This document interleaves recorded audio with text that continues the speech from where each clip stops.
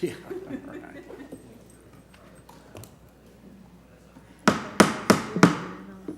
Good morning, everyone. I would like to call to order the hybrid virtual Pasco County Board of County Commission meeting of July 6, 2021. At this time, please silence all electronic devices and mute your microphones. Please stand with me for the invocation, the Pledge of Allegiance. O merciful Creator, your hand is open wide to satisfy the needs of every living creature. Make us thankful for your loving providence and grant that we, remembering the account that we must one day give, may be faithful stewards of your good gifts. Amen. I pledge allegiance to the flag of the United States of America and to the republic for which it stands, one nation, under God, indivisible, with liberty and justice for all. Madam Clerk, please call the roll. District 2, Commissioner Morris. Here. District 3, Commissioner Starkey. District 4, Commissioner Fitzpatrick. Here. District 5, Commissioner Mariano. Here. District 1, Chairman Oakley. Here. Has anyone heard from Commissioner Starkey? Everybody? If you want me to put it on the record, I'll be happy Okay. to. Just ask All right. the question. Now it's time for public comment. Citizens are given an opportunity to comment on any item coming before the board during this section. The board takes public comment on items to be placed on a future board agenda and other business under their purview. Today's public comment will be handled as follows. First, we will take public comment from those who are here in person. Then we will take public comment from those who have pre-registered for WebEx link and currently on queue. This format does not waive the request that you address the board, only comments not directed toward any commissioner or team member, rather directed toward the issues. This provides mutual respect between the board members and the public.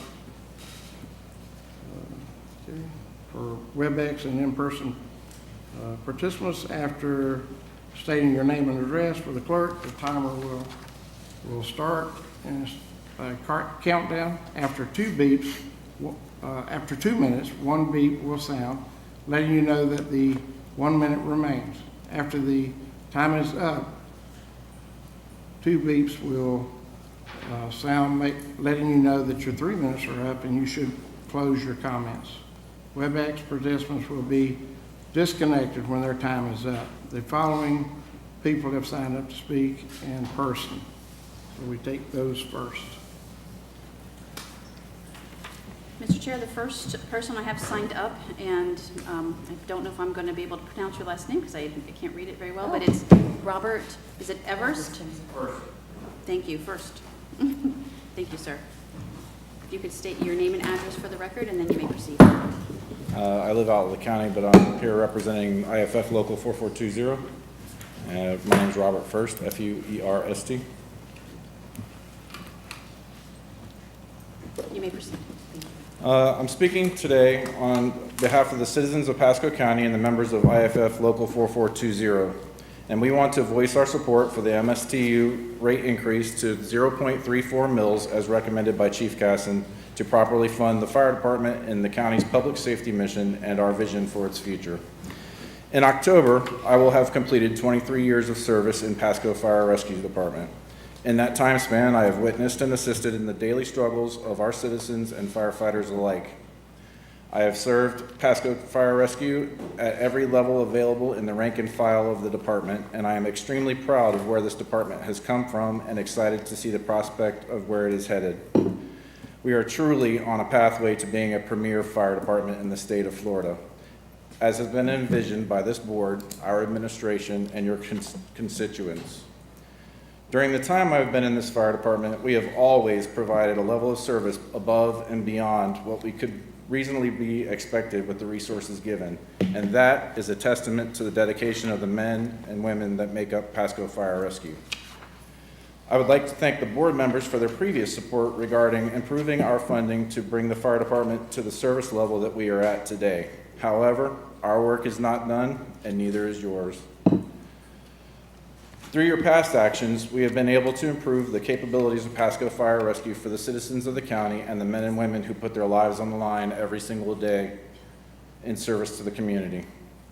Unfortunately, years of underfunding the public safety mission by previous administrations have left us and our citizens dangerously vulnerable and our infrastructure struggling to overcome the deficits of the past, while attempting to meet the needs of a growing community and the future. This millage rate increase will allow us to provide services for the taxpayers that were needed 10 years ago or more, such as autonomous rescues, the tanker operator program, Trucks Company 2 and 3, and Squad Company 2. The MSTU increase has been projected to have a net effect on taxpayers that amounts to around $17 per year per 100,000 of taxable property value. We understand that raising taxes is never popular or even wanted, but in this case, it is necessary. In this circumstance, it is needed to provide services that are in line with community, professional, and national standards today and in the future. Time and time again in the surveys and at the voting booth, the citizens of this county have recognized the public safety mission as vital and of utmost importance to them. We believe the citizens understand and will support this increase because they know it is imperative that experienced professionals with the equipment and expertise to mitigate public and private emergencies arrive in as little time as possible when lives, property, and livelihoods are in the balance. We know they will support it if they understand that the current MSTU, which directly funds our public safety mission, is significantly below the state average. We expect they will support it when they realize that last year, Pasco County citizens made in excess of 38,000 911 calls that required more than 10 minutes for a trained Pasco Fire Rescue employee to arrive on the scene during that person's time of need. 3 times up. I'm almost done. We are sure they will support it because they realize that many areas of the county are underserved regarding available fire department resources, and every citizen deserves highly skilled first responders quickly when they call for help. All right. Thank you, sir, Thank you. for your comments. The next person signed up is Walter Price.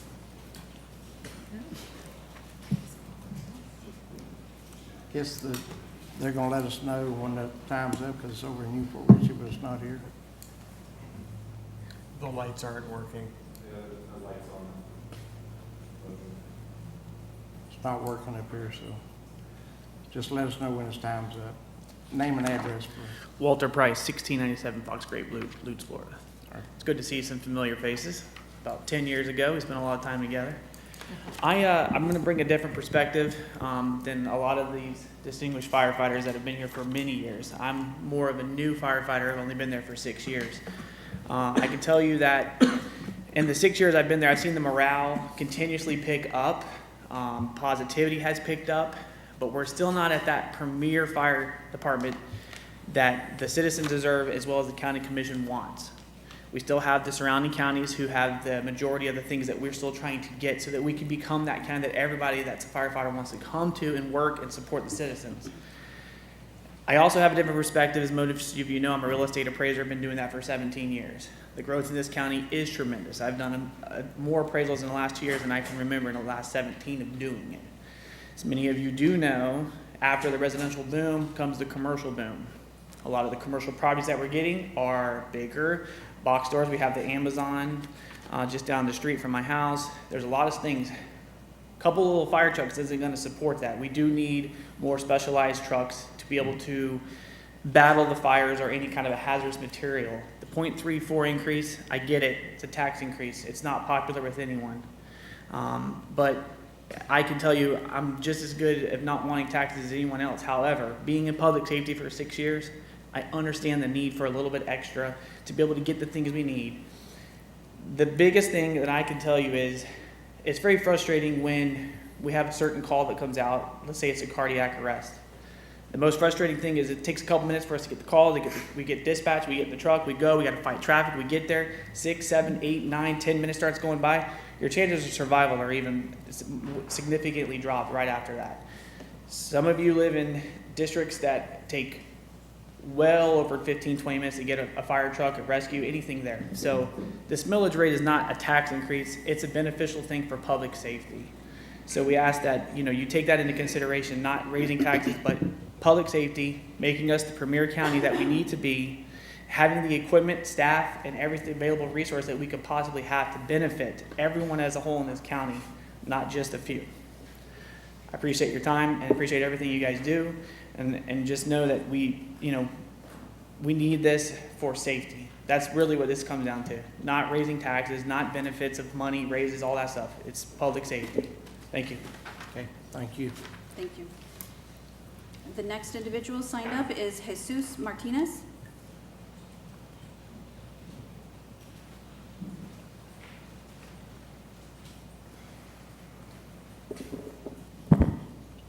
Sorry, I gotta lift that up. Good morning.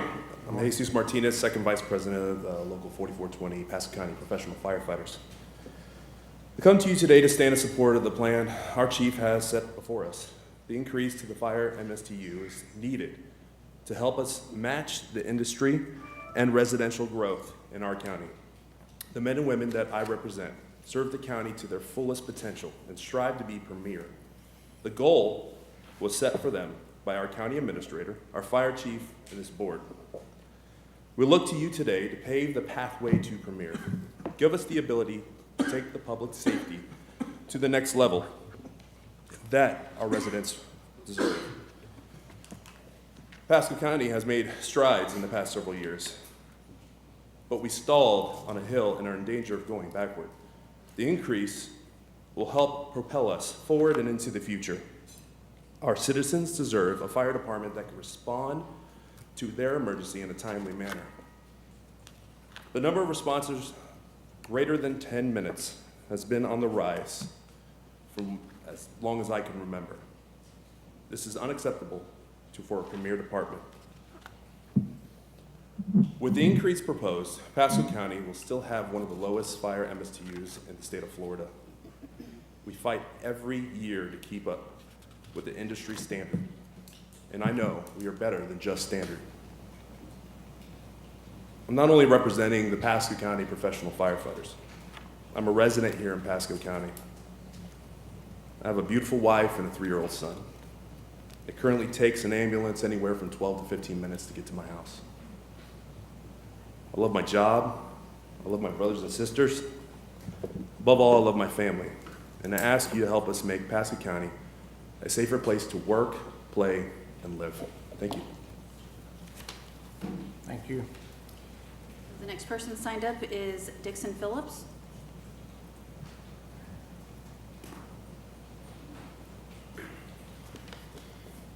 Good morning, Dixon Phillips. I live outside the county, but I'm here representing Local 4420. Address. Sorry, sir. Address. 2121 West Dallas Avenue, Tampa, Florida. Good morning. Last year, Pasco County Fire Rescue ran 77,837 emergency calls. Of those calls, 38,000 had response times of over 10 minutes. 17,000 of those 38,000 calls were over 15-minute response times. We've all waited 15 minutes for something. Whether it's waiting for food you ordered, waiting for some type of service, and it feels like an eternity. Constantly checking your watch or your phone, wondering how much longer. Now imagine if you were a family member or dying. When seconds matter, 15-minute response times are unacceptable. It should not matter whether you live in Hudson, Holiday, Dade City, Land O'Lakes, Wesley Chapel, or Zephyr Hills. Nobody should have to wait 15 minutes for fire rescue. How many citizens of this county survived their medical emergency or have better outcomes if we arrived on scene 1 minute earlier? Personally, I was a paramedic in charge on a call 3 weeks ago. We had a 12.5-minute response time coming from quarters to a house that was located in our zone. The call notes described a patient that was showing signs of a stroke. A typical stroke patient loses 1.9 million neurons every minute if the stroke goes untreated. So that patient lost 25 million neurons during our response time. By the time I arrived on scene, the patient stopped breathing. Shortly after that, went into cardiac arrest. This MSTU increase will provide the citizens of this county more fire stations, personnel, and more trucks on the road so we can lower the response times to 911 calls. There's no doubt this decision that you all have has real life or death implications. Thank you. Thank you. The last person I have signed up is Barbara Campbell.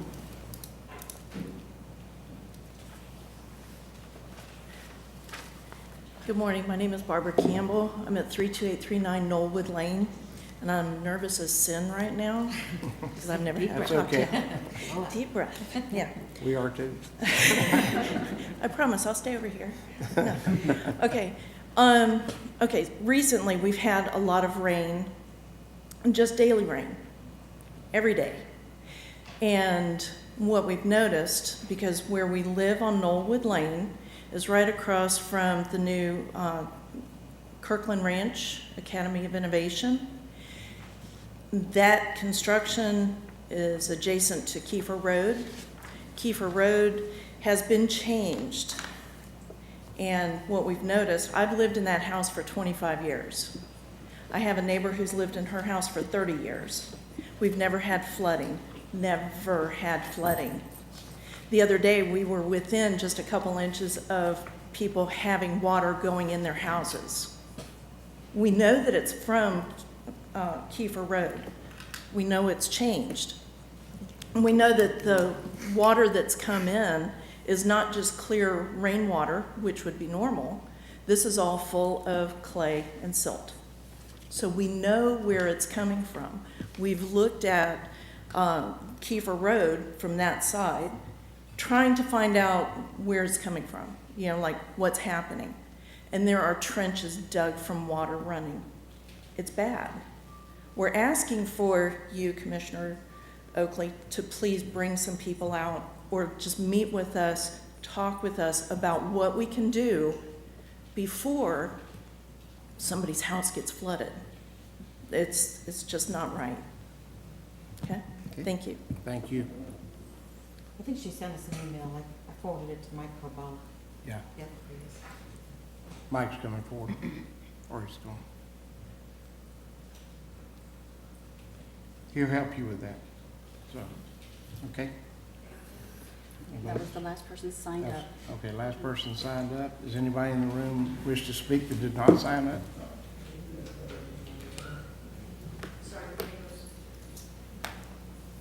Seeing no one coming forward. Nobody's on WebEx. No one signed up for WebEx today. Okay, all right. So this ends the public comment period.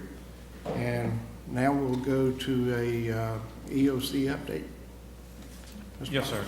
Commissioner, Mr. Chair, we'd like to request an emergency, a walk-on for a local state of emergency. So Look moved. forward to hear that. Second. Got a motion and a second. All those in favor say aye. Aye. Aye. As you Motion know, passed. we have Tropical Storm Elsa coming up the West Florida coast.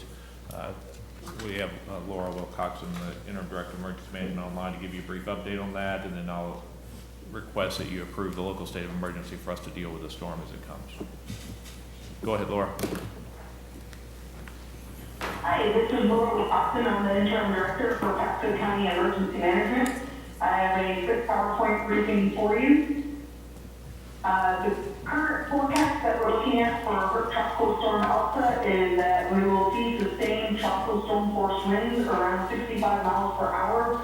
We are expecting to receive a moderate storm surge, however, it starts coming in at below low tide, and we'll see it coming over at high tide. We're expecting like Hurricane Ada type conditions that we experienced back in November of 2020, where it didn't come over too far. We had minor road flooding for that. Countywide, we're looking at about 4 to 6 inches of rain with isolated areas of higher amounts across Pasco County. And currently we are under a tropical storm warning, a storm surge warning, and a hurricane watch just for the wind speed along the coastal part of the county. Next slide, please. The current actions that we are taking for the county is our EOC is activated at level 1 modified. That means our command and general staff is at the EOC 24/7, with some of them working remotely for 24 hours operational period. For emergency management, we've been monitoring this storm for over a week now. We're participating in local, regional, and state conference calls. We have 4 county standby locations currently operating since Friday. So far, we have given out over 7,000 sandbags. Our public works teams have been busy deploying pumps, moving water from known flood areas, especially especially over on the west side of the county. They've been managing minor road flooding that we've seen from heavy rains, and right now, first storm of the year, it looks like we still have the capacity to accommodate the rainfall anticipated from the storm. We have opened up our residential information center, that's our customer service team. They will be staffing overnight tonight, so we will be open for 24 hours for any residents that have questions or concerns to call in to the county. We've been out monitoring our river gauges. Right now they are low. We expect that we can accommodate the additional rainfall. We do have the Pisano shelter on standby, but as we're not anticipating a mass need for sheltering, we have no evacuations anticipated at this time. Based on the current forecast and the current county action, I would recommend to the board that we execute a local state of emergency. Thank you. Okay. Any questions for Laura or for me? Any questions? I talked to her on the way here. Mr. Do you need a Mariano? motion? Yep, Lady Laura, Sir, did you get a chance to go to Lakeside Woodlands and check on those homes that we sent the information yesterday? I've requested the building official to send out an inspector today, and she said that she was doing that. Excellent, thank you. Okay. Move. Yes. Is one of the tropical force winds expected at this point to arrive? At 8 p.m. this evening. Thank you. Earliest, around that. And we're expecting it to last for about 12 hours. So you're looking about 8 p.m. tonight till 8 a.m. tomorrow morning. Thank you. From a county operations standpoint, we're not closing early at all today, and we will evaluate whether we open late in the morning later today. Okay. Move approval? Second. Got a motion and a second. All those in favor say aye. Aye. Aye. Motion passed. Okay. Thank you. All right, thank you, Laura. All right, now's the time for next order of business is consent agenda. I have a pull sheet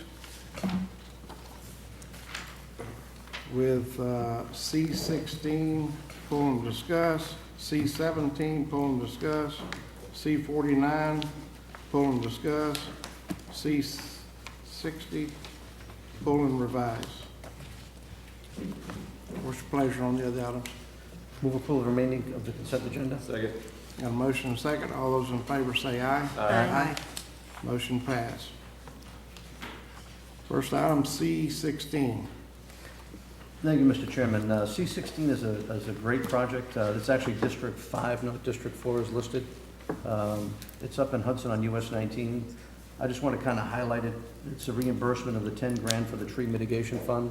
So this guy has stepped up, improved this property, made it look better, and I just want to bring attention to it so that others can know that it's aware and just going to bring it forward. That's good. Mr. Chairman? I agree, it looks so much better, but looking at the photos, first I'll say in the last photo, he has illegal festoons. And I personally think that we should be doing away with chain link and barbed wire on our major roads. I think, I know, at least definitely on 54 and 56, where, you know, we're trying to be a premier county, we shouldn't be having chain link fences and barbed wire on top. That's a very Commissioner. old, backwards kind of look. Well, you got to remember there on 56, there are some areas that still have cattle on them, so you have to have, No, I'm talking about in commercial businesses. yeah. Yeah, and just as we look at the landscape codes and updating the land development codes, if you look in any nice city or county, driving through Sarasota or somewhere, you're not gonna see chain link. And also, we should have a requirement that chain link has to be properly maintained. I see a lot of times, and I saw it in these photos, where it's not hooked to the pole and it's fallen over. So, I just think you need to look at that, but I think the landscape looks tremendous, and it's a great program, and I encourage more companies to do it. What an improvement. Very good. So I'll move approval? Second. I got a motion and a second. All those in favor say aye. Aye. Motion passed. C-17, Commissioner Moore. Thank you, Mr. Chairman. Hey, I just pulled this. I'm fine with everybody we wanted to appoint on the Planning Commission. My issue is the same thing I stated last time. I don't think we should be voting on all these at once. We should be pulling these separately moving forward. I mentioned that last time when we did that. I think you guys remember. We shouldn't put everybody in a barrel, because there may be a time in the future that we prefer not to have one person. So instead of having a discussion and saying, okay, I'm good with 4 of them and not one of them, I think we should be voting for all of them separate in the future. If you guys would agree with that, I mean. Well, I I'm believe glad you that voted you on are these, bringing this yeah. up, because I personally like the way we did it before, and when we each appointed somebody. I see what you're saying. Yeah, I would prefer to go back to Yeah. that method than, And when we did that was when we had DRC. No, No, that would- no, not DRC. No, we didn't do we had a DRC. planning commission, we had more people, and we made it smaller, I think. Yeah. But I prefer to appoint someone to that. Yeah. Mr. Chairman? Yes, sir. And Commissioner Stark, I agree 100%. Commissioner Moore, I was going to actually I was pulling the agenda item too, so I'm glad you did. At the last time we did the announcement of a new planning commission member, I said at the same time, I don't have a single person from District 5. And there's not a single person from District 1 either. So I think I'm we not sure should. if I have anyone from my district either. So I think we should go back to, go back to 10. If you want to have an alternate for another position, that's fine. Go to 11 if you have to. But I think we should all be appointing at least one person, if not 2. Yeah. Where's Charles Gray? He's from what district? He's in Commissioner Fitzpatrick's, he lives in I Long think Beach. so. What about Dottie Anderson, which we just appointed? I think he's He's also in in- Fitzpatrick's. Is it I what? motion So, okay, so appointed. that's fine. So you got a couple on the west side here, you got a couple on the east side, that's fine. I mean, I'm fine with everybody now. I think in the future though, as we talk about it, we do them separately, we pull them, we do one by one. If you want to go back to those appointments, I'd be fine with that too. But I don't think we can't hold this up now though. Well, I don't want to hold that up, but I want to suggest it be for 6 months while we work on redoing it. And look at it for No, the that- future. Because you and I don't have anybody Yeah. representing on the planning. So it'd be 3 districts that are not represented. So I think we need to do it quicker than 6 months. 3 months? I'd like to see it back even 2 months. This requires a land development code amendment, Okay. so I'm not sure that you can get a land development code amendment done in 2 months. I Okay. mean, 90 days is about as fast, and you've got your land development, or your planning and development staff doing a bunch of stuff, so, but that would be up to the administrator. If we went Let's see back if to we could exec, bring it back in 4 months. Gives them a little extra time maybe to. Yeah, because we had the language before. So we can I'll- I was discuss going to it. say, let's But I'll go. also remind you that the reason that you moved to board appointments versus commission appointments was to get away from, to move forward the way most other jurisdictions do it and not have, I hate to say this, but political appointments, and having the entire board agree on everyone that is on that planning commission, because it is probably your most important board. That was the reason. That's why I feel that the west side should be represented. And I'm not saying that there shouldn't be And representation they of the districts. You've got 3. You have 3 west side. What Yep. I'm saying Yeah. is that, Not that my the You still have 3 west side. individual appointments by commissioners, that's why we moved away from that. Because it'd be more political. Well, let me ask you It's this. clearly more political. Can we say that the planning commission has to be made of members representing each district? Yes, And that then I don't voted on have, by that I don't everybody? have a problem with. Yeah, I think when we went to last time, since I just want to keep going since I pulled it, but initially, we looked at the applications, don't forget. So all of us here looked at the applications, and there weren't people from each district at that Yeah, moment, at that time, that I don't I think had one from my district. everybody was comfortable with or didn't want. Right, so. Mr. Mariano? I'm going to say, I think the language we had before worked. It shouldn't be a hard thing to redo it. Our MPOs, we appoint everybody from ourselves, our own districts as well. So it's not just something unique to us. This is done on the MPO as well. I really want to go back to that, and I'd like to bring back the same language we had from before, so it makes it easy for staff and helps speed it along, and just go back to the same thing we did before. Well, I will say that, I agree. even though we're talking about going back to the way it was before, I think the planning commission has been operating very well the way it is now.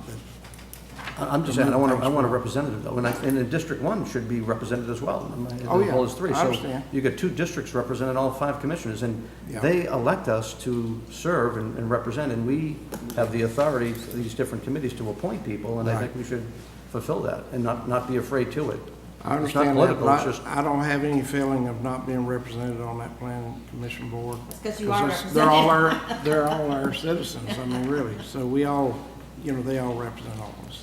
but when we look at situations, Mr. Chairman, in the districts, there's a reason we're all represented from districts elected countywide. So we look at everything in our district, we should have that expertise. But countywide as well, we need to make the best vote we can for the best of overall county. When we put a representative on there, we can be assured, because I don't want to talk to my planning commission representative. Once they're appointed, I don't talk to them. They're down, they're going to do their thing. And that's the way it should be. They do their thing. If we don't like what they've done, we could go pull them back, but I don't know that anyone's ever pulled one back in recent times, right? So, I mean, once they're put on, we make the decision who we want on there. They're representing our district, but still looking at everything countywide. How many appointed representatives on? You have 6 plus the school board. Plus the I school believe board, so is there's what 7 it is today, so 7 total. So we could do 1 each, and then the administration does them. We're just having that large we all agree on. Yes. Yeah. I'm okay with that. We'll bring this back 4 months. I'm good. Let's bring it back. And I may not find someone in my district, but at least I still find someone who understands my district. Yeah. Well, this may, Okay. let me just jump in one more time. And listen, I'm not against this, what you guys want to do. I want to have cohesiveness or whatever. Might want to wait until we actually do our redistricting though first, because the districts are about to change. Yeah. And if you put somebody on there, they might have to pull. Well, Okay. if we do 6 months, Yep. we'll have covered. Well, he said 4, so. Okay, you know what, that's a great idea, Yeah. Commissioner Moore. Okay. Okay. We I'm can okay do to wait to redistrict and to make that change. So, But let's did get the you make a paperwork ready motion? now. Oh, I didn't make a motion yet, no, Okay. but, well, so now we're going to make well, right now the motion is just for these folks. Right. And then I guess we need another motion to bring that back. We just get a staff I think- recommendation or. We can do You it. need to amend, well, if you want to shorten these terms, you need to amend the initial motion that was made. I mean, if you want to appoint these people for their full term, that's fine. Right. But I heard some discussion about only appointing them for, Well, I'll let the 2 commissioners that are looking at making the changes go ahead and make the motion as you see fit. Well, I make the motion to approve the names listed here for 6 what it gets wrong. months. I have a question. So, Wait, What I'm in the middle of my Wait, wait, motion. wait. You can do it Attaboy. under discussion for Robert's Go rules. ahead and make your motion. So I make the motion to approve the names here and for 6 months, and then after redistricting, we will look at doing 1 per commission member and 1 at large, Okay. I got a motion. School board member 2? plus the school board. Okay. I Second? think that's statute. Got Second? a second? Now discussion. and so what happens to the ones that are already appointed and there's multiple from multiple districts? They're just gonna get kicked off? their term lasts for 6 months, and the They could board be then has reappointed. to decide about reappointment or not Yeah. reappointment, based on. And they still represent. Okay. I would in that, still like to see District, so. who's from which district before I move. Yeah, we have 6 months. Discussion, just one Yes. final thing. We did, was it a month ago, 2 months ago, reappoint other planning commission members. So now we're making a motion on these, but we previously appointed the other commissioners to long terms. So now you have that, you have to deal with separately from That's this. separate, yes. So I guess you could do that when you bring it back, I don't know. And in my own motion, I mean, well, under discussion, I want it to be that they don't have to live in the commissioner district, because I may not find anyone who qualifies in my district, but it would be my appointee.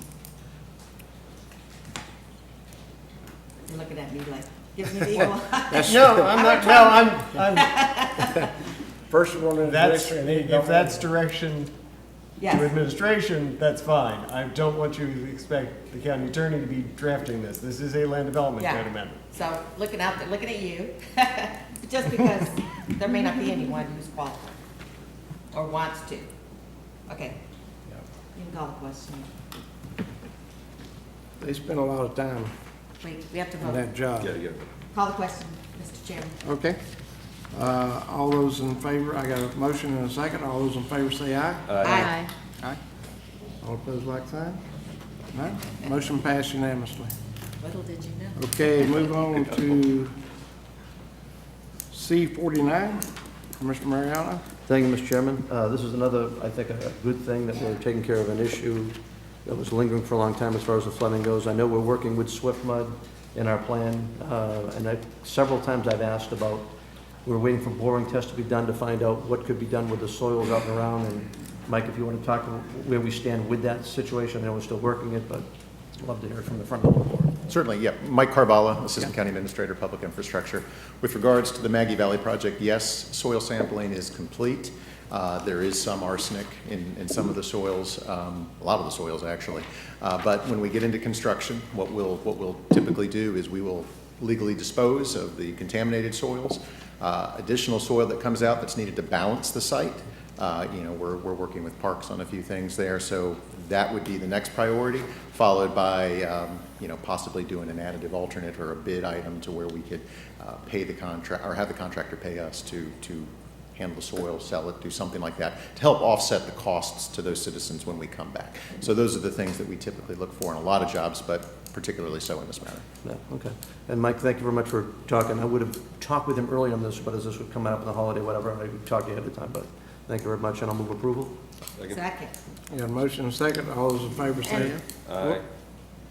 I live in the Voice. area, so I need to know if I'm allowed to vote. So Commissioner Fitzpatrick, this is not the creation of the assessment district. This is the preliminary assessment. My opinion is that it is a large enough area that you should not have a voting conflict, given that it's not the creation. If you would like me to confirm that with the Commission on Ethics before this comes back, this is the preliminary roll, I'll be happy to. But I think you can, my opinion is you can vote on this. Thank you. Okay. So I have a motion and a second. All those in favor say aye. Aye. All opposed, nay. All right. Motion passed 5-0. All right. C60. Item C60, there was an error in the solicitation number that populated in the memorandum. That error has been For approval of the fixed. Second? I have a motion and a second. All those in favor say aye. Aye. Aye. Okay. Motion passed 5-0. Okay, that finishes the consent items. We'll move on to regular.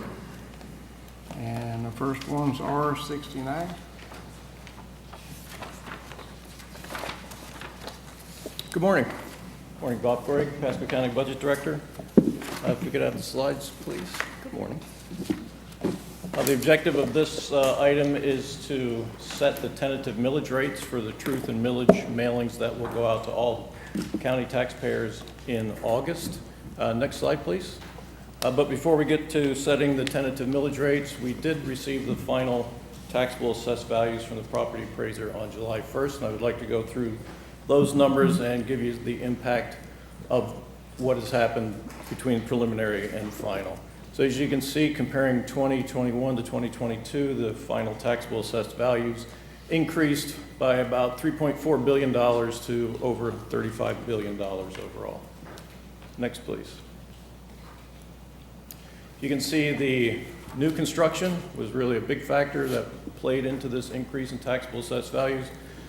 New construction, the assessed values in that have been increasing every year since 2014. Next, please. You can see there was minimal change between the preliminary and final taxable assessed values between the preliminary that we received on June 1st and the finals that we received on July 1st. The increase was 10.81%.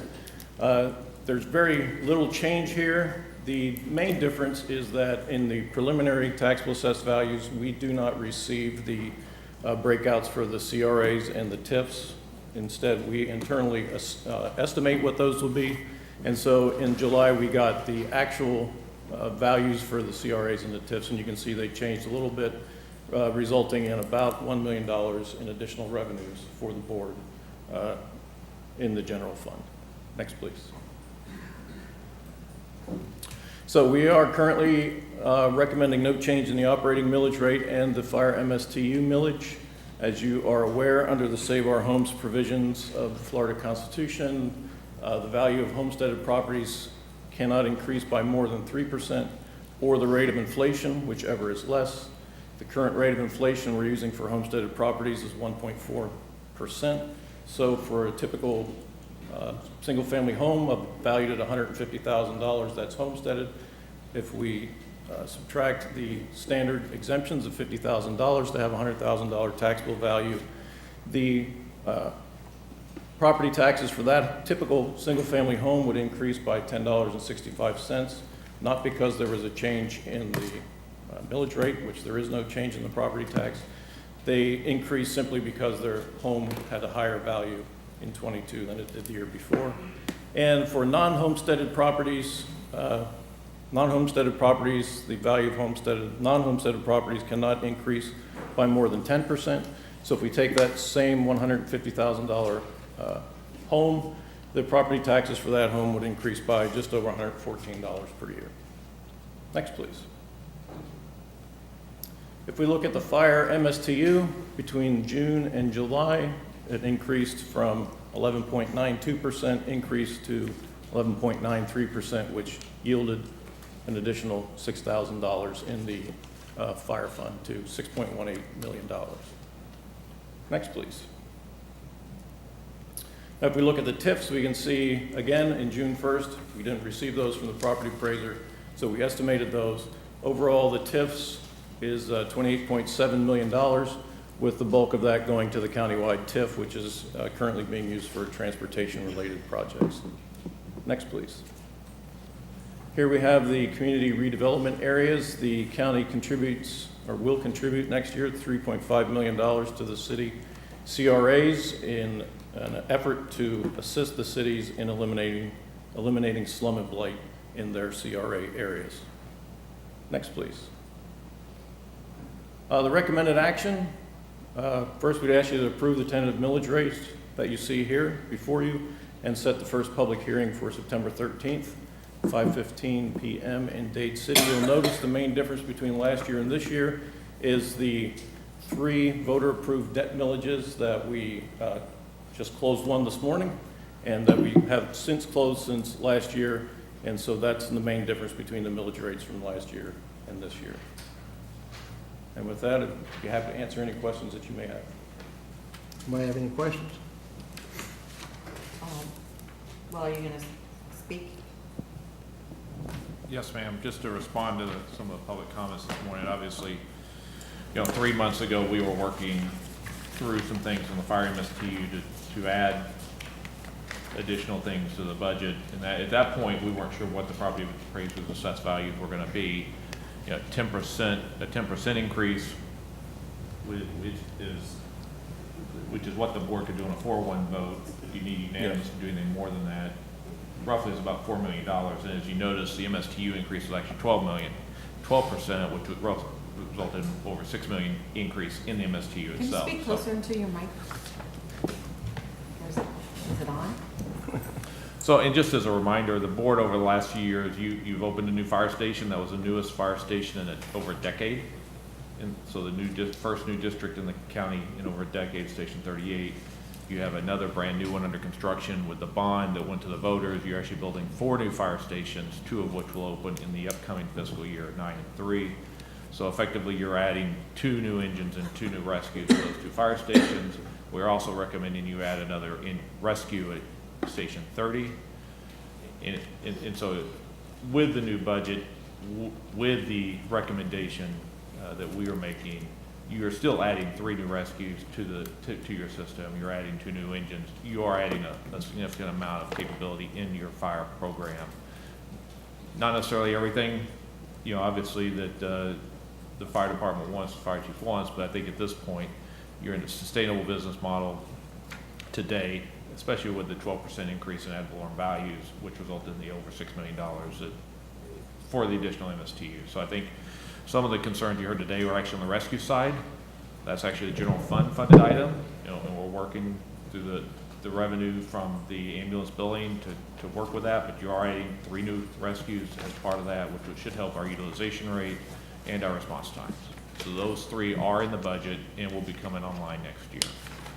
You know, if we added another rescue, you're running up against some training capabilities and whether or not we can actually get people trained in the fiscal year to actually bring them on. So that those are some of the limits in the pipeline, not just funding.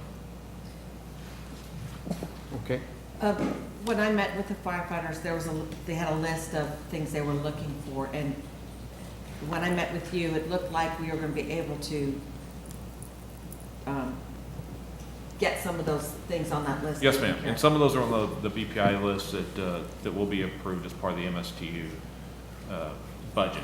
And then we can get some more off that list next year. Yes, ma'am. I mean, I got the new, through the end of June, we've actually exceeded new single-family residential permits that you built in all of 2019. And probably within the next 30 to 60 days, we'll exceed what you build in all of 2020. So I don't expect that the property value increase in 2023 will be less than what you just received for 22's budget, based on the construction activity that's happening today. Okay, I just want them to know we are going to be getting a significant amount of things off your list, and then we'll work on it again next year.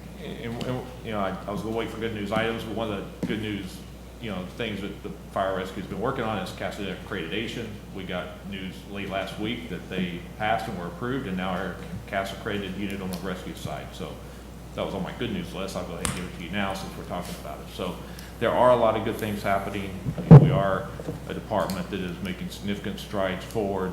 And I mentioned a lot of things. We haven't even mentioned the improvements we've made for the firefighters themselves from, you know, the salary perspective and how we are relative to our peers now. In addition to, you've implemented a 6-week Kelly Day, which didn't exist 4 years ago. So I mean, there's been a lot of improvements that you have made for fire rescue, you know, not just for the county, but also for the men and women who actually work in the department. Yeah, I just want everyone to know that we are committed to moving towards that premier. We can't do it in 1 year, but we're taking big chunks every year. So. Yes, ma'am. I agree. Yeah, I agree. Mr. Mariano? I want to back up the administrator too. I mean, our firefighters, EMS teams, they've done a phenomenal job for many, many years. Chief, you've done a great job leading everybody every step of the way. We are striving for premier every step of the way. We respect the job you guys do, but with the budget we're working on, we might not get it all this year, but hopefully by next year we'll finish it off. Yeah. Okay. Pleasure of the board. Mr. Chair, may I make a comment about the budget? Yes, you can. Thank you, sir.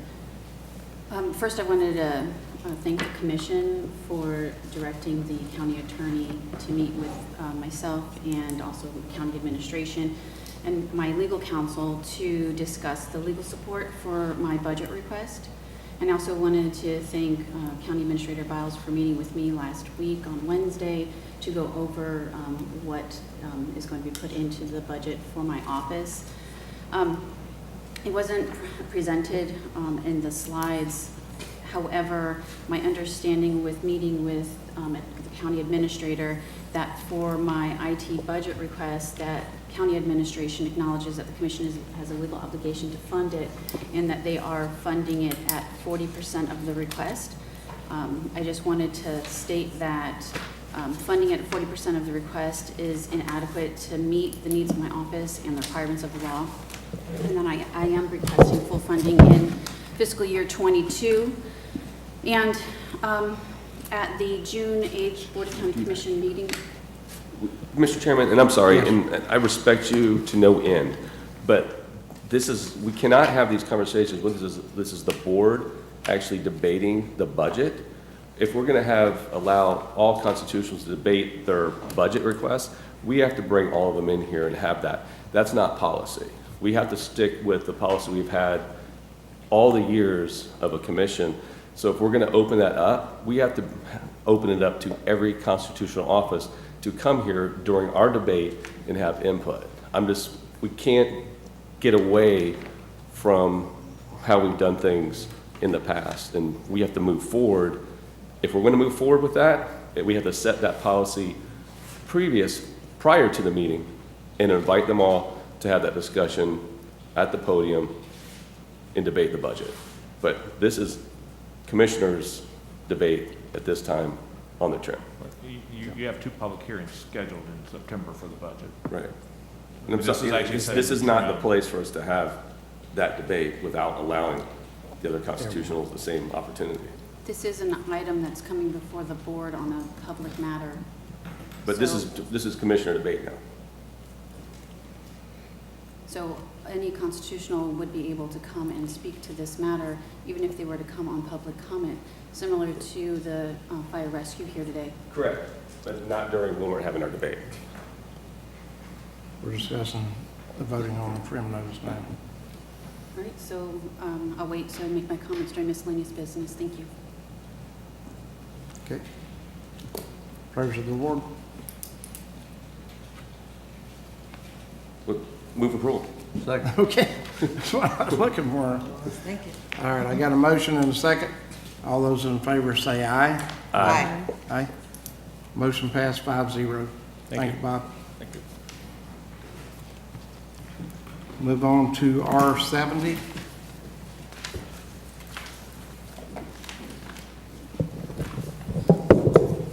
Good morning, Justin Ressler, and I'm Solid Waste Director.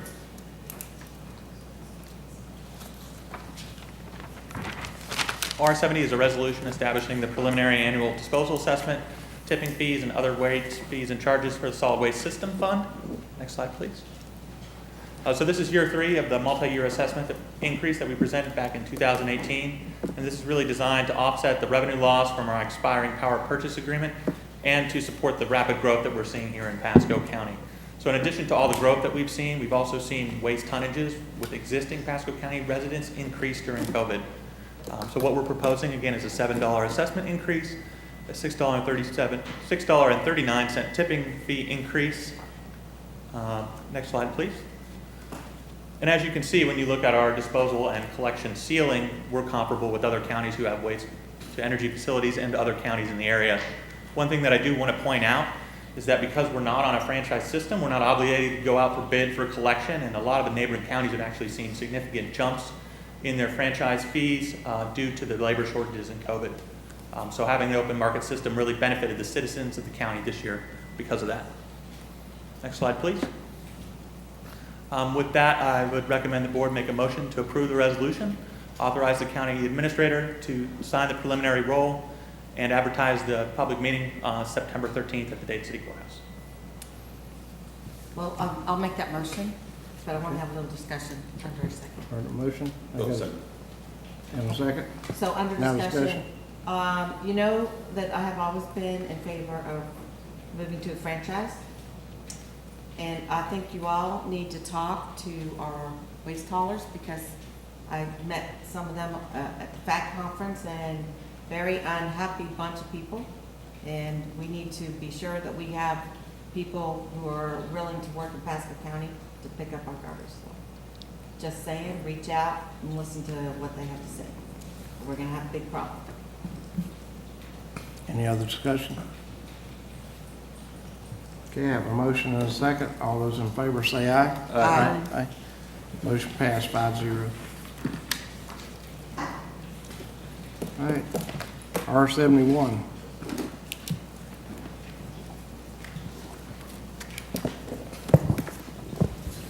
Good morning, Commissioners. Marcia Jesberg, Morning. Director of Community Development. Today, we are looking at our Local Housing Assistance Plan, otherwise known as the LHAP. Next slide. The LHAP is the county's plan for spending the State Housing Initiative Partnership Funds. As you know, that last year we did not get any funding, but this coming year we should be getting about $3.8 million. And we are required to update our plan every 3 years. And so this plan would be effective from 2021 currently to 2024. Looking for you to approve it, and then it goes to the Florida Housing Finance Corporation, who's the funding agency. If you go on to the next slide, you could see that the LHAP contains 3 sections. The first section goes over general program details, definitions, and the income levels that we deal with. The second section is our housing strategies, which we will go over specifically. And then the third section are incentive strategies from the county. You've seen this document before. I want to show you what has changed in it. That this year we did remove the Pasco Opportunity Program, otherwise known as POP, and our developers do still have the opportunity to come and do individual contracts that we would bring before the board. And then we also changed how we require payback for our owner-occupied rehab program.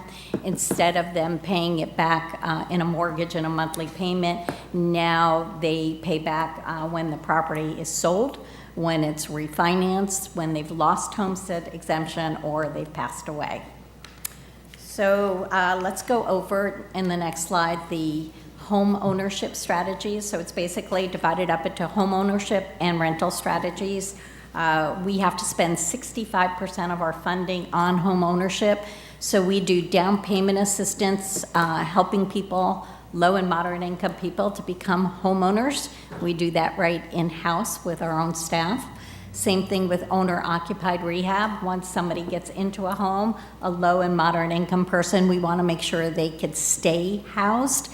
And so we do help with some major rehabilitation, whether it be putting in a new AC or fixing a roof.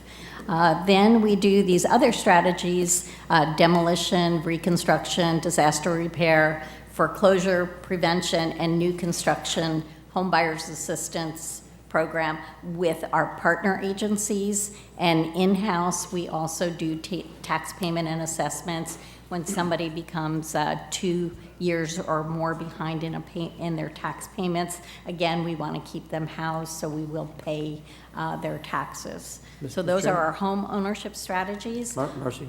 Yes. Mr. Chairman? Okay. I just want to ask you a quick question. On the demolition reconstruction, we've torn down a lot of homes, and sometimes I would think the people don't have the funds to go put them back up. That's why they got torn down in the first place. Do we have any program that can be tied with those homes that we can actually, someone can benefit from this funding to go rebuild that home? Yes, that would be that. But we also have to weigh the cost of investing into one, like for example, we work a lot with the HRE program, and we can do a demolition on some of these homes, but there can only be a certain percentage, and so sometimes it's $250,000 to rebuild a house that is basically falling down. So it depends on the home, but this is a strategy that can be used. So if someone, let's say, tears down a home, the lot's worth 30, 40 grand, whatever it may be, and now to go rebuild the home's a much larger chunk of money, do we have incentives in there for the people that want, let's say, either build the home or the people that want to buy the home that after the home is built, that can be coordinated to help, it's called a neighborhood redevelopment? That's what we have been doing. That's exactly what we've been doing with that funding. And we've been doing it with the POP developers. Mm-hmm. The last home that we did, we put over $300,000 in it, and it sold for $140,000. Yeah, I don't know if I want to go down that road. Yeah. But if there's another way to make it work. Yes. But let me add on the thought, sorry we're interrupting you, and I think you were on this nationwide call that I was on. Of course, that's my committee at NACO, so I get to hear of best practices and things that are happening around the country.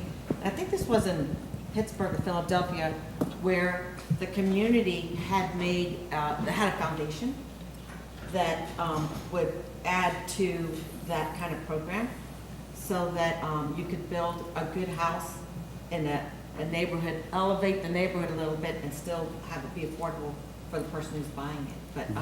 But I thought it was a brilliant program, and something that our community might think about, if we have a fundraiser and collect money that goes into a fund that can help.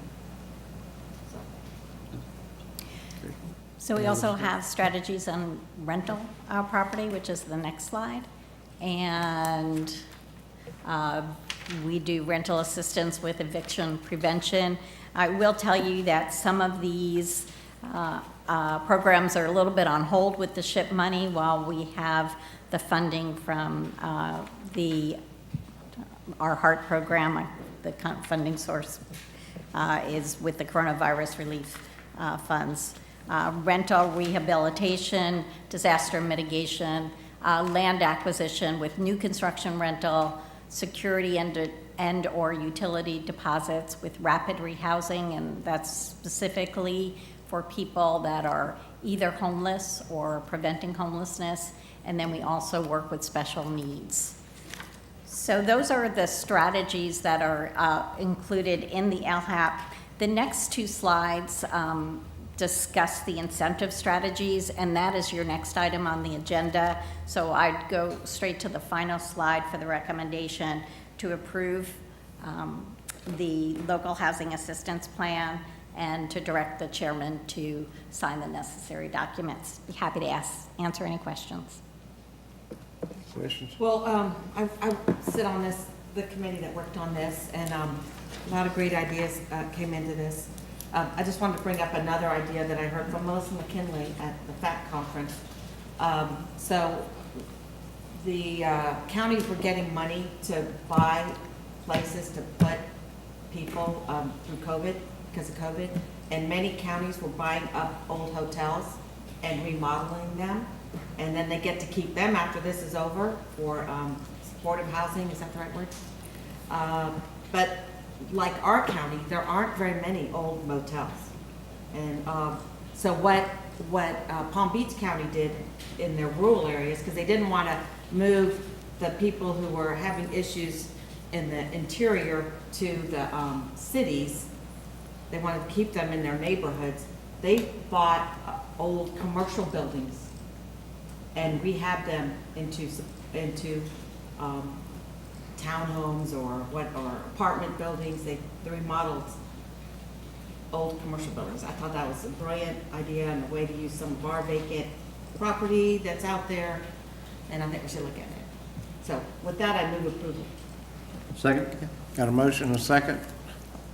All those in favor say aye. Aye. Aye. All opposed, nay. All right, motion passed 5-0. Thank you. Okay, move on to R72. So our next item is on the committee that Commissioner Stark Yeah, yes. was on, the Affordable Housing Advisory Committee, and this is our report to the Board of County Commissioners. And these are the incentives. So on the next slide, it talks about the responsibilities of the Affordable Housing Advisory Committee, and that's the AHAC. And their responsibility is to present a report to you and the Florida Housing Finance Corporation that includes recommendations on listed affordable housing incentives that are in the Florida statutes. And we review the county's plans, policies, and procedures, ordinances, regulations, statutes, and comprehensive plan, among other documents applicable to affordable housing for the evaluation of their impacts on affordable housing projects. So they met this year in the spring, and on the next slide, they looked at the following incentive strategies. And again, these are all by law, and I will go through each of them and say whether or not it's in place or whether or not we're recommending it. So expedited permitting for affordable housing is already in place. The modification of impact fees, you all waived mobility fees last year for affordable housing, so that's in place. The allowance of flexibility in densities for affordable housing. And you will see that there are several recommendations that we are making that during the time that the land development code is being looked at in a comprehensive plan for a rewrite, we're actually just bringing these items to their attention to look at it at this time. So the allowance of flexibility and densities be looked at while they're looking at the rewrite of the LDC. Reservation of infrastructure capacity is currently adequate and in place. Parking and setback requirements, again, looking to see that those would be optimized for affordable housing projects in a rewrite.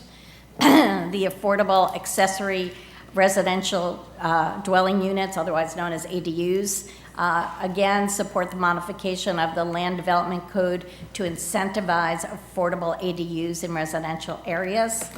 The incentives continue on the next slide. Flexible lot configurations, again, when the land development code rewrite comes in, to look at flexible lot configurations. Modification of street requirements, there does not need to be any changes there. Process of ongoing review, that is currently in place, and there needs to be no changes there. And a public land inventory, and that is in place, but we are recommending mapping the public lands being available. So those on the final slide, although we did not need to look at inclusionary zoning, the committee did have a couple of discussions on inclusionary zoning, and we also are recommending that the county investigate ways to incentivize inclusionary development. So that would mean developments that would have housing for different income levels by offering density bonuses, tax credit options, or other incentives. So in conclusion, on the last slide, we are very grateful for Ordinance 2017, which waived the mobility fees. So thank you to the Board of County Commissioners for that.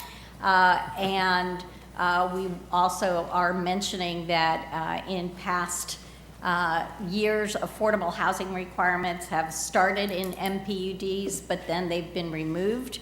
And we'd like to look at ways to incentivize keeping those affordable housing requirements in the MPUD. And then finally, again, with the land development rewrite in progress, we really want to use that opportunity to look at these policies, these other incentive strategies, to see if they could apply while the land development code is being rewritten. Finally, along with community development, I just want to also thank Planning and Development for their collaboration with this incentive program, and thank you, Commissioner Starkey, for your service. That was wonderful. So what we are looking for is a recommendation to approve the incentive strategies. I'll make that motion. Okay. Got a motion? Second. And a second? And I wanted to bring up one of the items that we discussed, which is the parking. And a perfect example, and I don't remember the name of it, is the building that was built across from the Rap House. That is a housing. Spear Village. Spear Village, I guess named after Linda Spear. There has never been a car there. And I thought maybe they never opened up or something happened, but they told me, I think there's 8 units in there? 6. 6 units, but nobody in there can drive because they all have Developmental disabilities. developmental disabilities. So now they're gonna build another building, and our code would require them to double or triple the parking lot that will have no cars in it. So in cases like that, you know, we really don't need a humongous parking lot. So this will, address some of that, right? Yes. Do they utilize all the PCPT transit services to get to and from their doctor's appointments in that facility or They in probably that have the paratransit. Mhm. Yeah. I mean, they need to have some parking because caregivers come and family comes, but Right. they don't need 1.9 parking lots per unit, no way. So. Any other discussion? Also, on the surplus lands, we're asking the school district also to, any other entity that owns public lands in the county for their list as well, and so that we can see where there might be some surplus lands that we can put some housing. It's always been my view that, and I think the industry's kind of, or the, I don't want to call it an industry, but I think you see, for example, like in Tampa, to have large areas of challenged, economically challenged people is not a good idea. It's better to have small areas interspersed all throughout the community.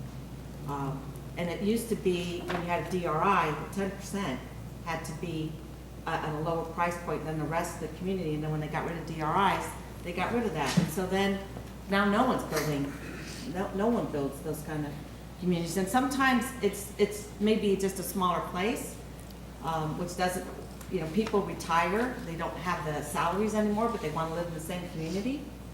So it could be your grandparents, you know, it doesn't mean that someone's on Section 8 voucher. So we just need to have a big mix of everything to be healthy.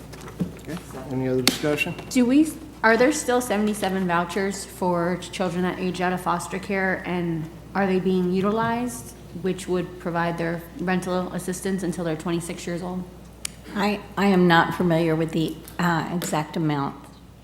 and But there I'll are get you that. multiple, there's many vouchers that are unused, so how are we planning to help kids that have aged out of the fosters program to start being able to live independently, become a... So the project that Commissioner Starkey was just talking about, that those 50 units, which has not yet come before the board, those 50 units will be used for youth aging out of foster care and previously homeless people. But they should still be able to live where they want, not in one facility. So I would like to see more public awareness on the funds out there for those kids that are, for our youth. So the housing vouchers all run through the Pasco County Housing Authority, and I'll be happy to get you more information about that. Thank you. Okay. I got a motion and a second on the floor. All those in favor say aye. Aye. Aye. All opposed, nay. All right, aye. The motion passed 5-0. Thank you. R73. I'm not going anywhere yet. Thank you. Commissioners, this next item is an amendment to our 2019 action plan. As you know, the county is an entitlement community, which means that we get regularly every year the Community Development Block Grant, the Home Investment Partnership, and also the Emergency Solutions Grants. In addition to getting those funds, we've gotten 3 tranches of additional money through the CARES Act program. So we've heard a lot about the CARES Act. Money came directly to the county. Money came to also other agencies like HUD, SBA, and things like that. So this is part of the funding that came through HUD.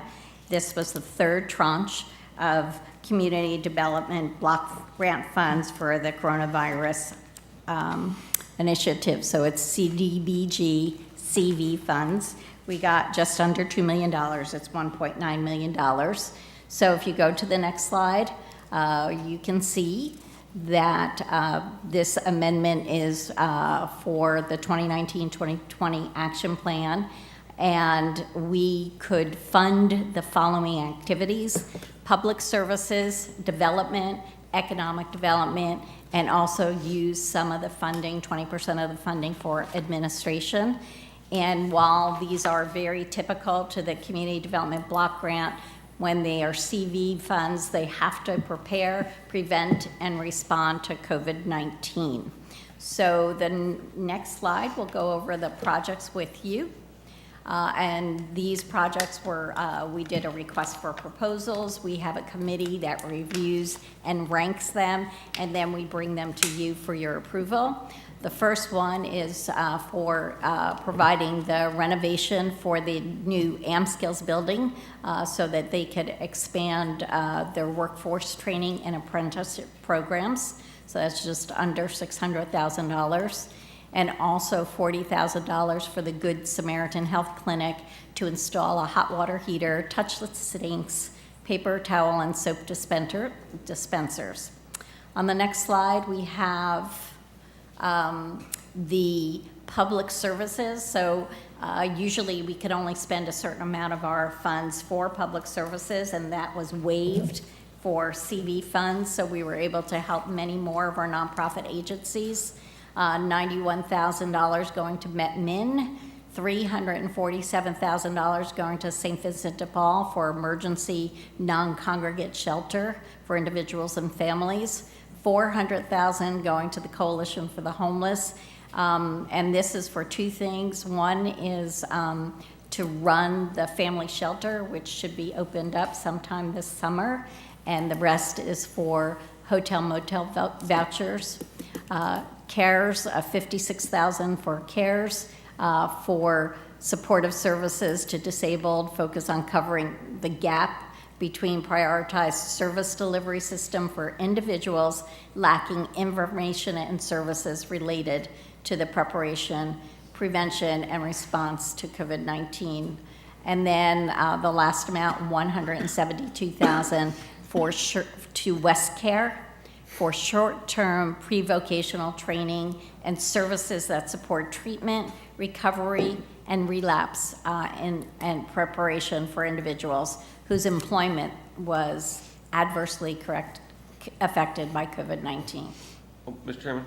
Yes, sir. Question for you on the last one, West Care. I think training is great. We need more vocational training for those positions, but nationwide right now, one of the issues a lot of our small businesses are seeing, especially the restaurant and retail side, are because people are making more right now, not working in those $10, $11, $12 an hour jobs. It's more beneficial they stay home. So why I think that's a vocational training is a great idea.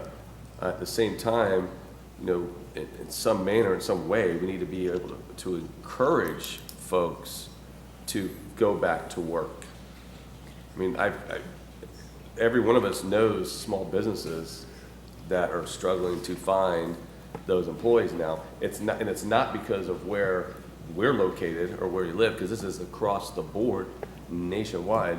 Hillsborough and Pinellas are having just as big a problem as we are, or I say we, as our small businesses are finding staff. So at the same time, we need to be find ways to encourage people to get back into the workforce and not be dependent on what the feds are giving them right now, because that's not going to last forever. In the state, that's But I think that's what this does.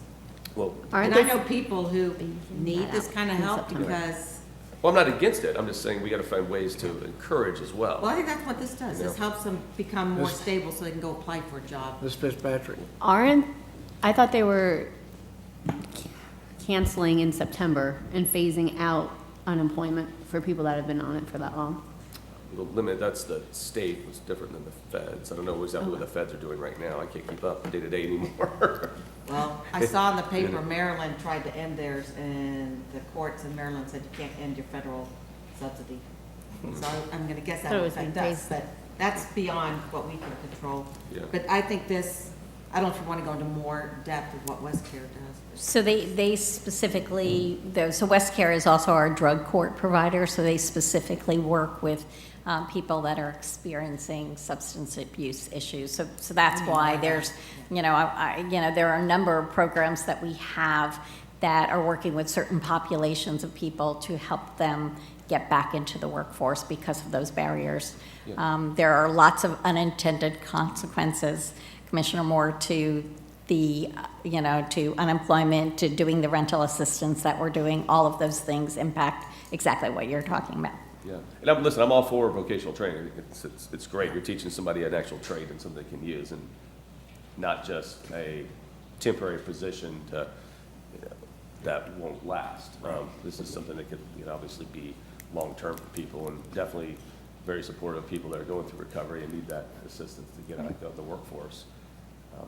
But I just wish there was more ways we could focus more on the encouragement side of things. To get people back out to in the workforce that are able-bodied in their jobs are available. Yeah. Mr. Chairman?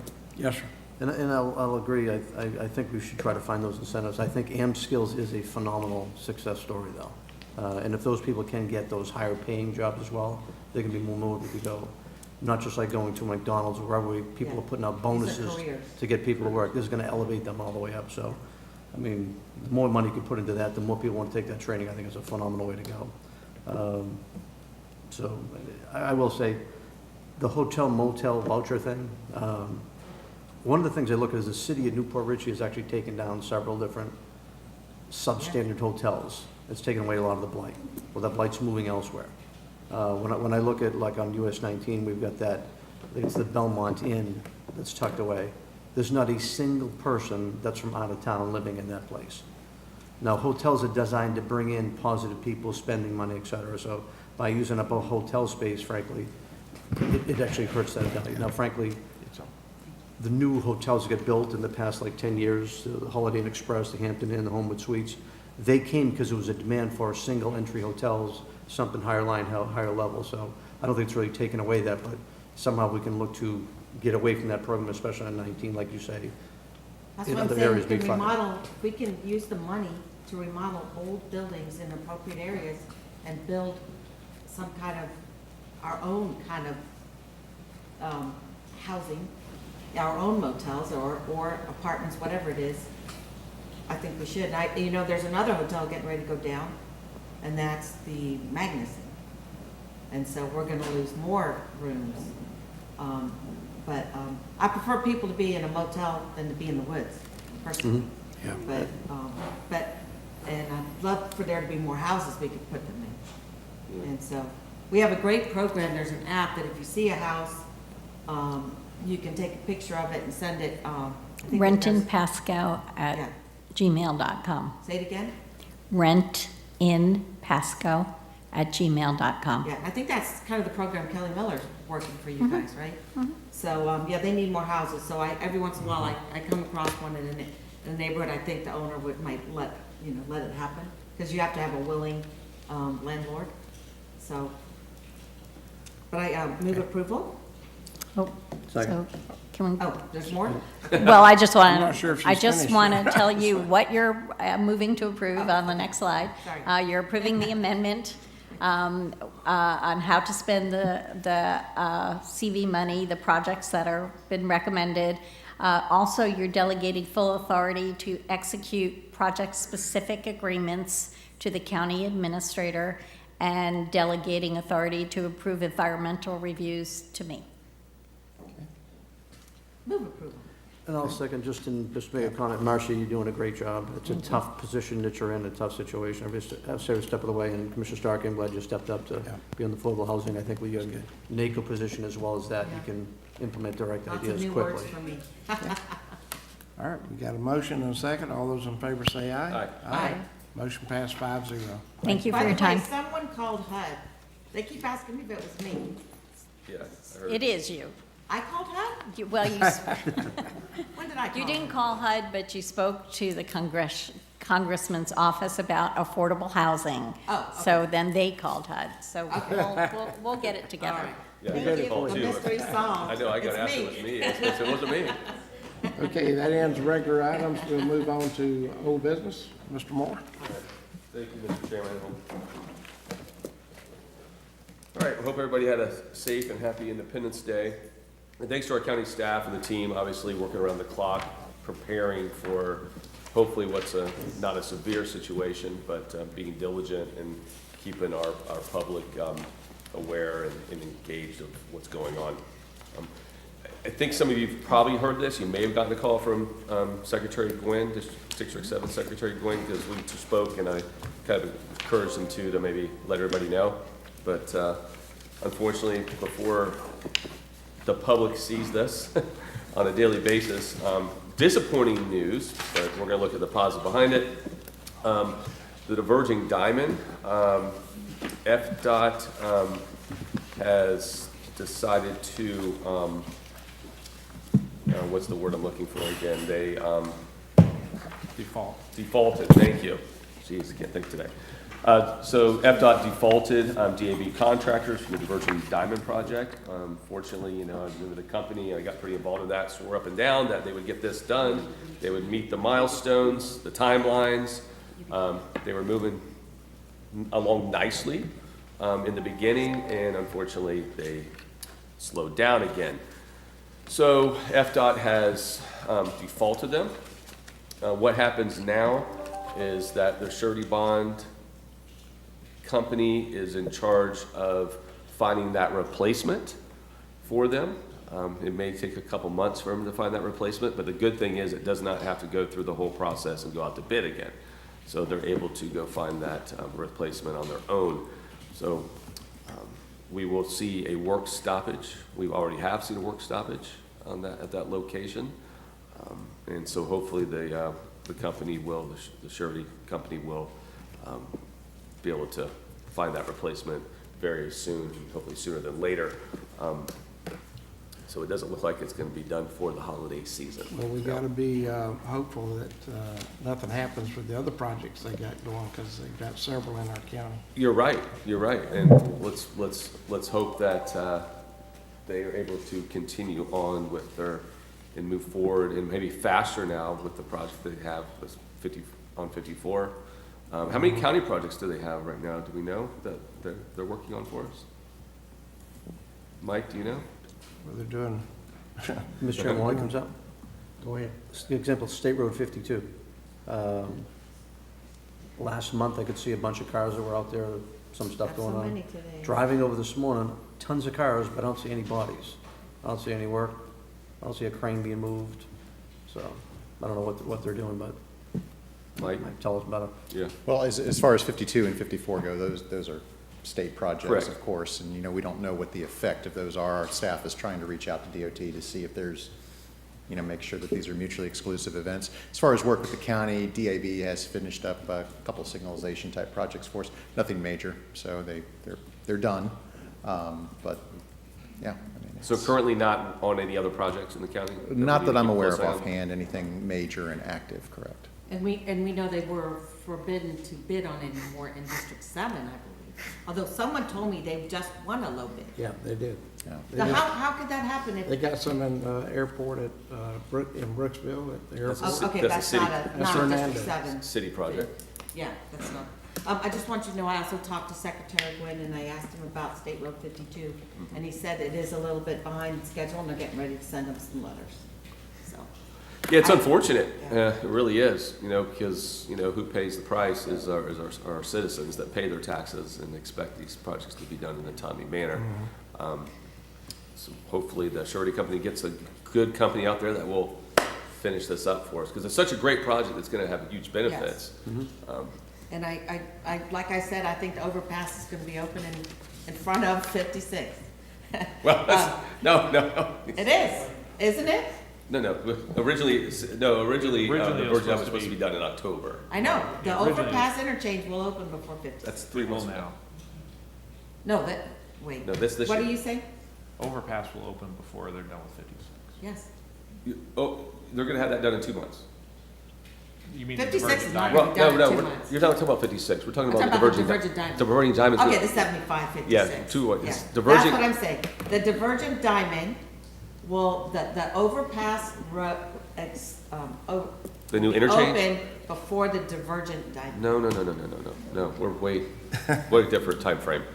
I think he's talking about 56, he was thinking about 56 to go to 301. Diverging diamond, on the current timeline was supposed to be done before the holiday. Before the holidays. Before the right. holidays. Now they're gonna be 2 months behind. So you're probably Oh, it's looking only at 2 beginning. months behind? Oh. It's gonna take him, it could take up to 2 I- months. I've talked to him all the time. I do too. Well, I'm just telling you, this is what he told me, okay? It could be up to about 2 months for them to get the new contractor out there. I think it'll take 2 months to get a contract. When the contractor can get out there is a different story. But anyway, didn't I hear, when's the overpass interchange gonna be? Yeah, Maybe not I this year. heard, maybe I misunderstood what I heard. So Overpass Road will be reopened in February, right? We closed Overpass Road Okay. to save money and accelerate the construction. And then that project will be I want to say it would be in '23. I can get you the date. Okay, I can get you all the right. exact date. So I just misunderstood. I know, This same. one's over. That'd be 2 years. Yeah. Yeah, they Well, you still never have to. know. Well, I think I'll be confident the contractor they bring in now will expedite things. So anyways, that's the story there. And obviously, good luck to the Tampa Bay Lightning in the Stanley Cup Finals. Looking great. Almost had it last night. Wednesday. You know, some elected officials around here said they wanted them to come lose last night and come back to Tampa. That was the flip side. I wasn't one of them. I know. Me. Those were other people. Those were other people. I won the win last night. So we're rooting on them for them to win every game here in Pasco County, right? Right. That's right. Right. So that's it. Go Bolts. Okay. Yeah, I second your go Bulls. Ms. Starkey? So a couple things, it says in One my more notes fine here, item. charging stations, but I think that is changed, charging stations. I was having a discussion with someone and I realized that we don't have any requirements for charging stations to be constructed, and I think we should, because more and more people are purchasing the electric cars, and I don't know if any of these apartments are putting in any of the charging stations there, but I think we should be looking at requiring to have some. I mean, but I can't recall when it is, but pretty soon it's gonna be all electric cars. I read Local somewhere. governments have stations, so. What does? Well, the city of Zephyr Hills has them. I know, but you gotta have We where you live, and so we need more. I think the Amazon fleet is all going to electric vans, but my understanding is they're not putting them in a lot of these apartments, and we need to have some. We need to have some. Otherwise, they're gonna come in and tear it all up. You're looking at me If a like. person has an electric car, don't you think they'll put it in? I think we should be requiring some of them. No, you're right. There's not gonna be a lot. Yeah, otherwise. But if we have less apartments, we don't need any of them. Just We could have less police and less fire. Not going there. All right, so I've handed out something to you called the Yellow Dot Program.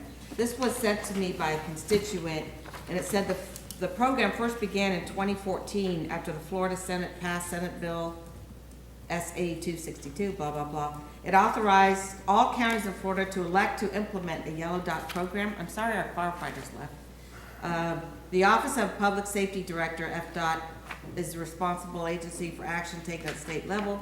I don't know why it says FDOT, I think that's a mistake. Any person in the county that is participating in the program simply has to follow the guidelines. They are provided a yellow sticker and medical information form. The sticker is typically placed in the rear window of your car, and the medical form with a photo in your glove compartment, and I think you could put it on a window at your house. And it's voluntary, but I think the county has to decide if they're gonna be in the program, so I wanted everyone to take a look at this and, see if it's something that we wanna do. I wanted to, see if the sheriff's office could give us an update on First. It's very exciting about what's going on there, so maybe sometime in the future, schedule an update for us on First. And, just wanted y'all to know, I met with our county attorney, Jeff Steinsnyder, and others, and I think the county and the attorney's office is working on a good program to increase the, I should say, decrease the time it takes to get an RFP out on an RFQ out on the street. As some as you know, sometimes it's taken a little longer than we'd like to see, so we're moving towards a program that I think will improve that. Okay, that's what I have. That's it. Okay, Ms. Fitzpatrick. And Commissioner Starkey, I believe the fire department has a program similar where the disabled or elderly can have it's like a pill box and it goes in a refrigerator. So it would be nice to have something like that for vehicles as well. So law enforcement and fire department knows what their disability is or what medication they may or may not be on. I also did tour solid waste. It was actually really interesting. I would like to look at some other avenues to help generate funds within the solid waste plant. Last week I attended the FAC conference. It was very informative. one of the seminars, breakout sessions I went to was the litigating the opioid crisis. This can bring additional funds to offset the costs in Pasco County, and it can be utilized in many different ways, including the jail expansion or for the mental health wing and other programs to help reduce addiction and mental health. And another last thing I went to in the past couple of weeks was the farm share out at West Pasco Little League and with the sheriff's office, and they started around 9 a.m. and they were literally out by 10:30. And I never saw this, but there was a gentleman on a lawnmower pulling a trailer. So it definitely went to people in need. So thank you. Mr. Mariano? Thank you, Mr. Chairman. And as far as the opioid crisis at that conference, glad you went to it. I think we should, at this point, maybe have our attorneys come back to us at some point, and bring us a report, give us a status report as far as where we stand. Yeah, that'd be fine. We had talked to the outside counsel about doing that. The Attorney General's office is pushing a settlement memorandum, what they call a memorandum of understanding, but a settlement with local governments. And we sort of wanted outside counsel to talk to you all about that anyway. So Okay. maybe the first meeting in August, we'll set it up as a litigation assessment meeting. Okay, And there's a slideshow on that, so I can probably send you the link for the slideshow. excellent. Okay. At the Gulf Coast Consortium, when they had the conference, they had the meeting up there, and it was very informative. I didn't see that on the schedule. They don't put the consortium on there because they keep it separate from FAC. I know, but I was good with that. That's Yeah, good. they separated that a few years back. Anyways, so while we're there, NERDA allocated a lot of money for different projects around the state, which was good to see. They've got new projects coming up this coming year that are all about water quality. I think last month I talked about baffle boxes. Dan Duarte, who sits in the consortium as our representative from Balmoral, Mike, this is for you to hear as well. He sent a bunch of information over, sent it to Mike, sent it to staff. It's something that, taking the water that comes from the streetways, and what I talked about was over Marine Parkway, the condominiums here, the water just flows right in, goes into the Gulf, no treatment, whatever. We can do that up and down this whole coast, all the way through, and control the water, set it up. He's gonna get that information together. Even if we have a rough, broad plan about what we think we wanna go do, if we have it done by the end of this year, I think we can submit for it, get it through, and look to get allocation. I'd love to catch all that junk before it goes. They might have as much as like $50 million available for that type of project. So I think it's something we need to go take a look at. Another thing that came up, I brought it up, I think, either last month or so, about the height requirements for residential housing along the, let's say, the US 19 corridor. We did away with the height requirement for all commercial stuff, but not for residential. And I've got one gentleman, for instance, he's bought a lot, buying a lot, getting it architectural design, and right now, to build it from the base flood elevation 30 feet high, 35 feet high, it keeps him from building, let's say, a 10-foot ceiling or a 12-foot ceiling. He'd like to go higher with it. I had a builder, Steve Bird, locally, who's been building these type of homes for many, many years. When I asked him about what was his opinion on it was, he says, I have no idea why we have that height restriction. 45 is completely reasonable. I didn't know either, because when someone told me about it, the same gentleman, the first one I told him, he says, yeah, we have no height restriction. So I only found out later on. I've talked with staff back and forth, but I would like staff to bring us back the item changing the height restriction from 35 to 45, or at least up to 40 feet, and let us take a look at it. So I'm gonna make that a motion. I'll second that. So that would be a land development code amendment. So do you want it, when you said bring it back to you, do you want an introduction of it, or do you want it to go through the planning commission forward to you? If I can do it direct, I just sooner direct. Can't you If be the board's in that? comfortable with that? Okay. Can't it be in one of those big soup bowls that you bring us of lots of little fixes?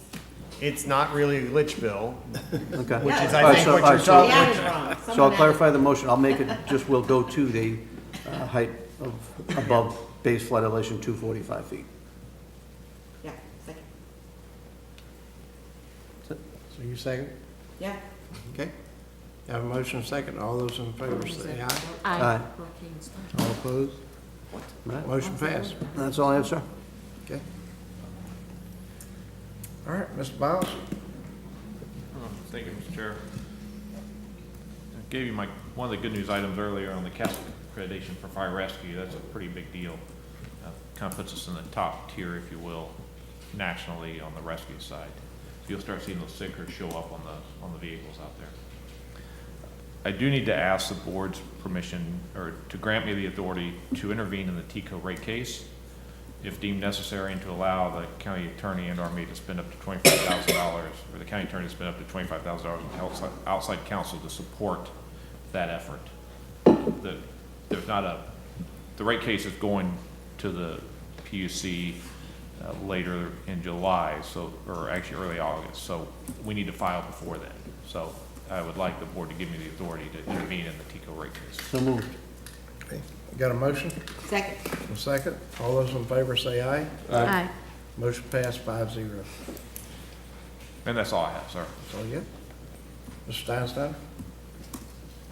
I'm assuming that last motion was the administrator and the county attorney in conjunction will Yes. decide whether or not that we have a viable claim there. But I don't have anything of general Okay. interest. Thank you. I only had one more thing. Oh, I'll go ahead. You're only given so many things, so. And I'm well under my limit. Okay. I just want to say. You have 2 more seconds. The new president of FAC thankfully reappointed me to chair the federal committee at FAC. So I'm looking forward to doing that. Congratulations. Representing the state's interest in Washington. And Okay. we'll have a FAC federal fly-in in the spring. We're not going this fall That's fun because to of say. COVID. Yeah, That's fun to say. I said Good. it fast 3 times. Madam Clerk? Thank you, sir. I did want to make some comments about the budget, for my budget request. I mentioned on item R69 about the IT request and requesting that it be fully funded. I also wanted to state that when I met with Mr. Biles in regards to the local requirements last week, this in regards to the request for local requirements and the county's obligation to fund it, we do have a difference of opinion as to what is required by law. Mr. Biles had stated that the county is not required to fund the local requirements, while I believe that it is required to fund those requirements. At the June 8th Board of County Commission meeting, the emphasis was on property tax revenue, and there are other unrestricted revenue sources that go into fund the general revenue account, such as sales tax and state revenue sharing. The county acknowledged that their revenue sources are going up when we saw the revenue outlook presentation to the BCC on March 22nd. And the impact of Senate Bill 50 for taxation of remote and marketplace sales has not been discussed, which will also increase available local revenues. And I recognize that my request is more than the county administration would like. However, it is based specifically on the Commission's legal funding obligations and the reasonable needs of my office. And I would like to remind the Commission that while the population in Pasco has grown 19% and the Commission has expanded staff 39% since 2010, my team has been reduced by 11% in that same time period, and the funding situation in my office is just unsustainable. The Commission is responsible for determining and setting its funding priorities and satisfying the requirements of law in support of the clerk's statutory functions to serve our citizens, our community, should be among the Commission's highest priorities. What I'm asking for in local requirements is along the same lines of public safety with the sheriff as well as your firefighters. And I'm happy to answer any questions that you may have. Thank you. Everything? Mr. Chairman, Yes, I think sir. there's a fundamental dispute between the administrator and the clerk with regard to whether or not what the clerk is asking for is in fact a local requirement. And I was not part of the meeting that the administrator and the clerk had, but I think that it boils down to, for a large scale, whether or not the West Pasco Judicial Center is a local requirement. Clerk's position is it is. County's position is it's not.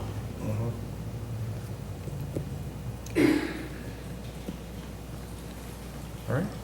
Any other questions? But all the other issues are being addressed in the budget. Right. The IT cost in the budget is for 40% of the request, and I would like to have a full, the full funding of it in fiscal year '22. Well, if we can't make it, if we don't make it there this year, we'll finish it up next year. I think that's kind of how we're handling all the extra stuff that came at the last minute, from what I understand. Okay.